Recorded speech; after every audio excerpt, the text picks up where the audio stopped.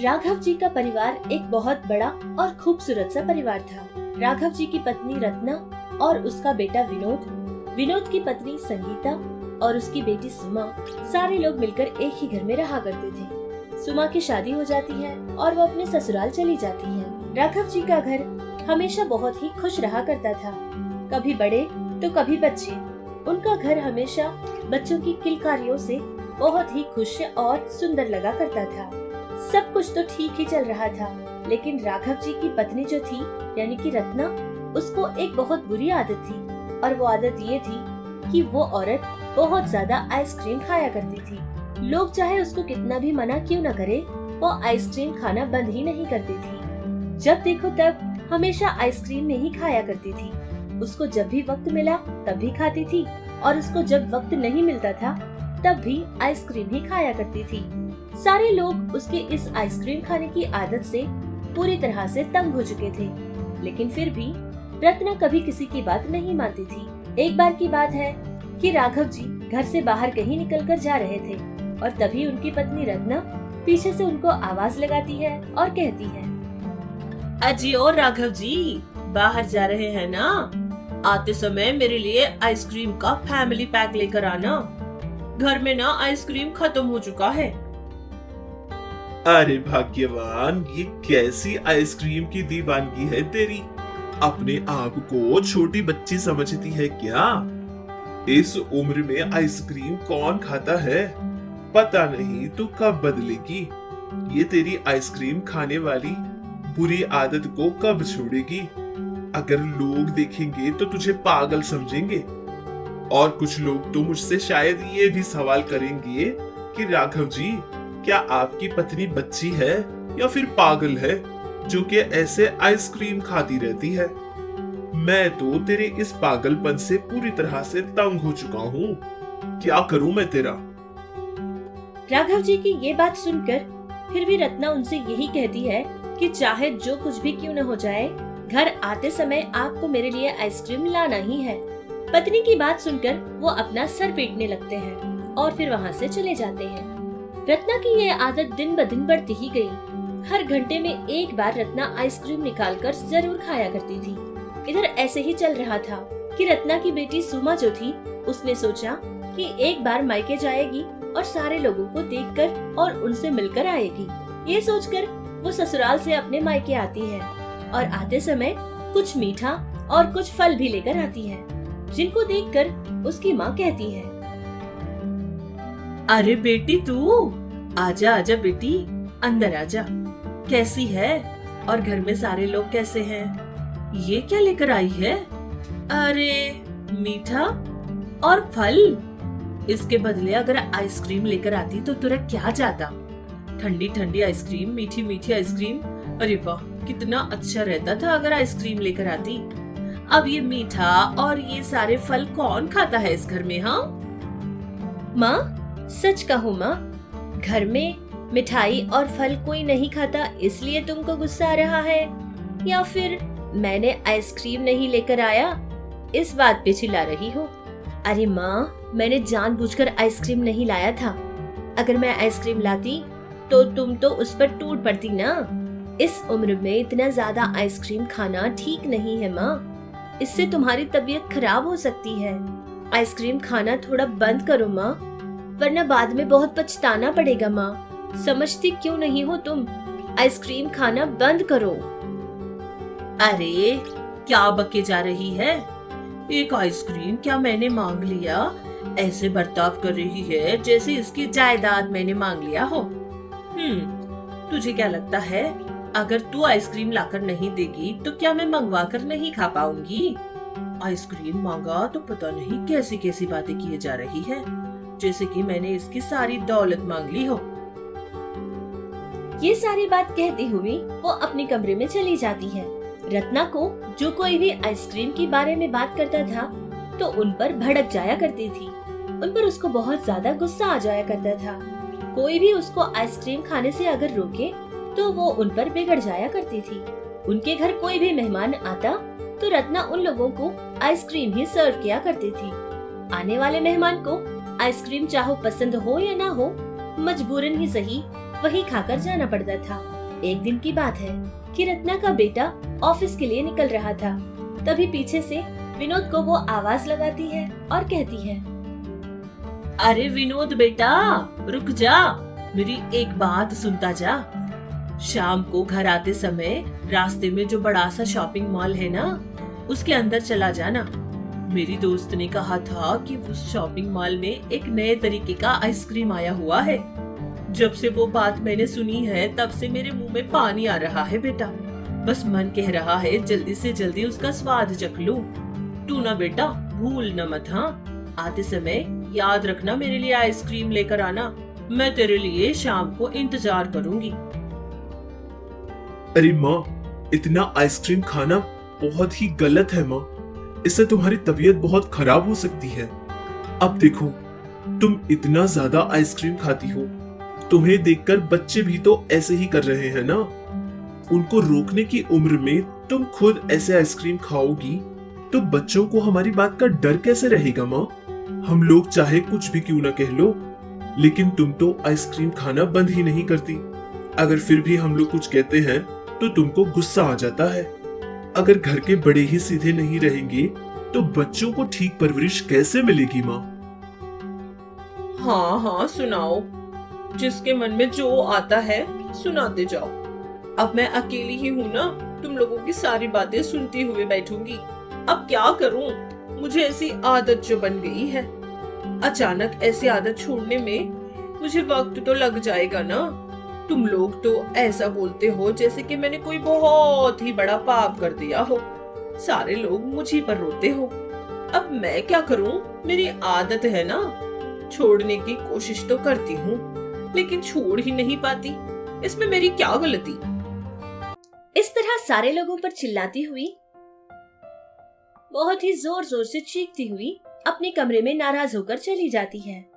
ये सब देख रहा विनोद मन ही मन बहुत उदास होता है, क्योंकि खामखा में ही उसने अपनी माँ का दिल दुखा दिया था। इस बात से वो ऐसे ही देखता हुआ वहाँ से चला जाता है।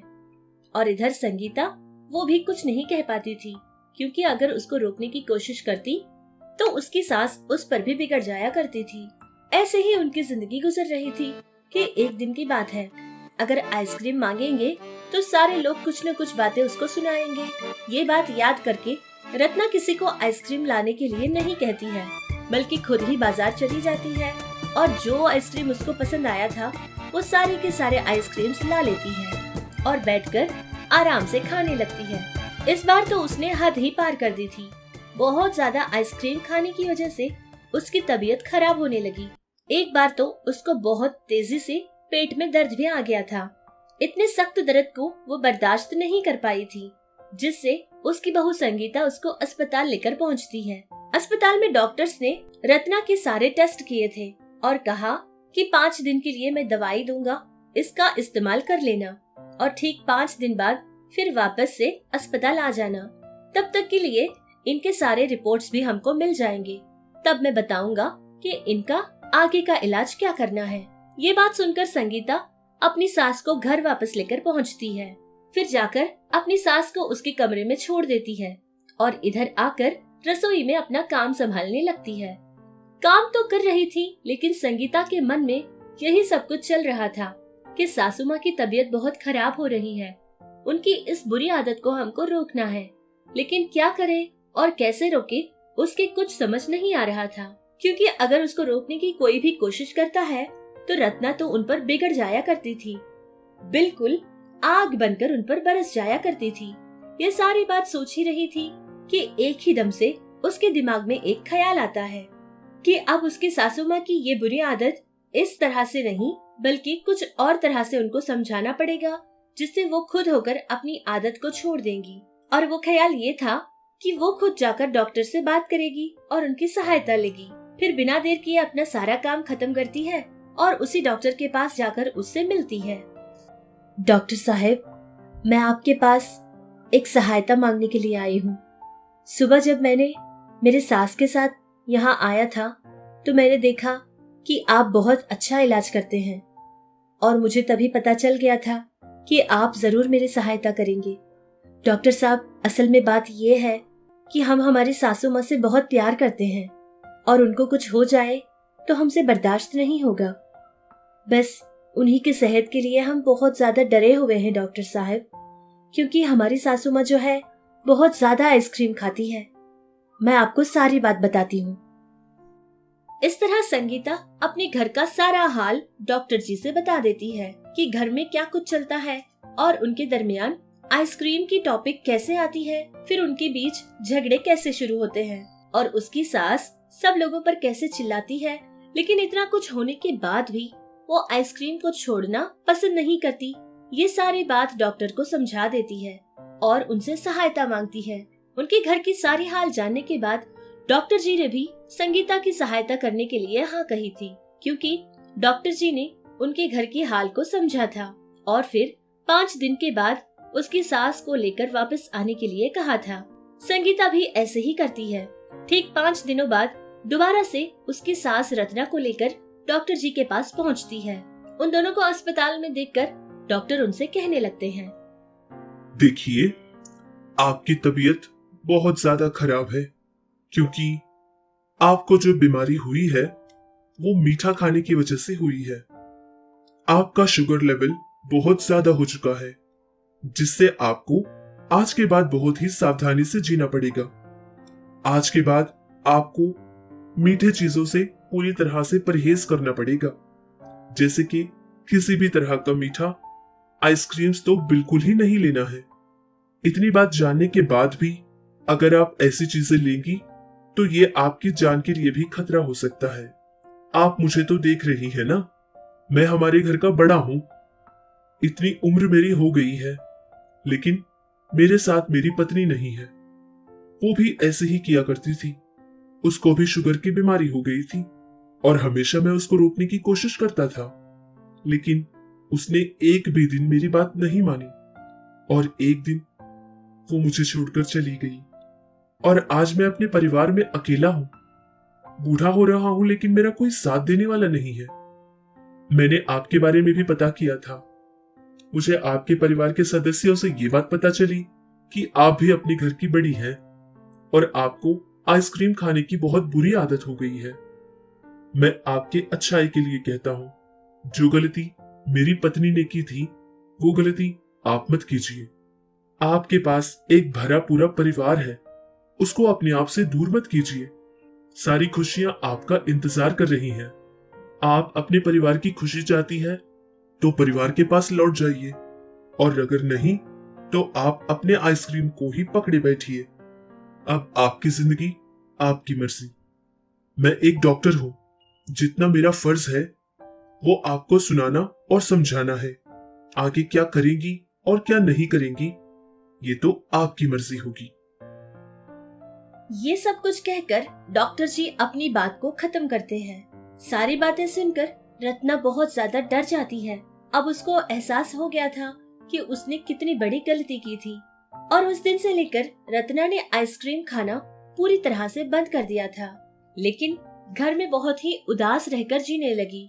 जब देखो तब हमेशा उदास ही रहकर सोचा करती थी, जिसको देखकर उसकी बहू संगीता को बहुत बुरा तो लग रहा था।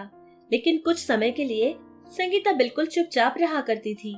ऐसे ही पूरे 15 दिन गुजर गए थे, लेकिन उसकी सास ऐसे ही खामोश ही रहा करती थी।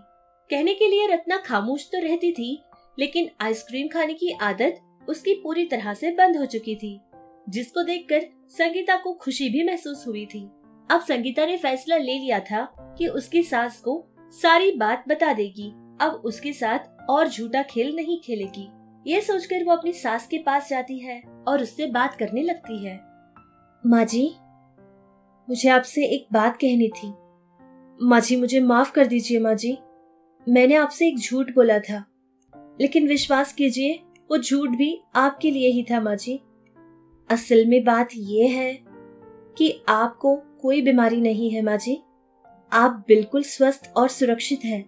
बस मैंने ही ये झूठ बोला था कि आपको शुगर की बीमारी हो गई है, क्योंकि मैं नहीं चाहती थी माँ जी कि आपकी तबीयत और खराब हो जाए, और वो भी सिर्फ आइसक्रीम खाने की वजह से। ये मुझे मंजूर नहीं थी माँ जी। माँ जी, मैं ही नहीं बल्कि घर के सारे लोग यही चाहते हैं कि आप हमेशा सेहतमंद रहो। आपको अगर कुछ हो जाएगा तो हम में से कोई भी बर्दाश्त नहीं कर पाएगा माँ जी, क्योंकि आप ही हमारे घर की बड़ी हैं। आप ही नहीं तो हमारा घर भी नहीं माँ जी। इसीलिए मैंने ये झूठ बोला था ताकि आप डॉक्टर जी की बात मानकर आइसक्रीम को खाना बंद कर देंगी। लेकिन माँ जी, अगर आपको अभी भी आइसक्रीम खाना है तो हम हफ्ते में एक बार हमारा पार्टी डे बनाएंगे माँ जी, जिसका नाम ही आइसक्रीम डे होगा। और हम हर हफ्ता एक दिन पूरी तरह से एंजॉय करेंगे। जितनी आपको आइसक्रीम चाहिए आप खा सकती हैं माँ जी। लेकिन मेरी बात तो आप समझ रही हैं ना, ये सब कुछ हमने सिर्फ आपके लिए किया था माँ जी, मुझे माफ कर दीजिए। इस तरह संगीता अपने हाथ जोड़कर सास के पास खड़ी हो जाती है और सारी बात कहकर उससे माफी भी मांगती है। ये सब कुछ देखकर रत्ना को ये बात समझ आ गई थी कि सारे परिवार के लोग उससे कितना प्यार करते हैं और उसकी सेहत के लिए ये लोग कुछ भी कर सकते हैं। ये बात को जानकर रत्ना को बहुत ज्यादा खुशी भी मिली थी।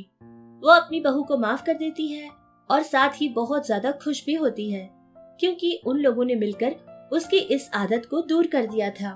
तब से लेकर सभी लोग बहुत ही खुशी खुशी जीने लगे और रत्ना की आइसक्रीम खाने की आदत भी पूरी तरह से बंद हो चुकी थी, जिससे उन लोगों का पैसा भी बच जाता था और रत्ना सेहतमंद भी रहा करती थी।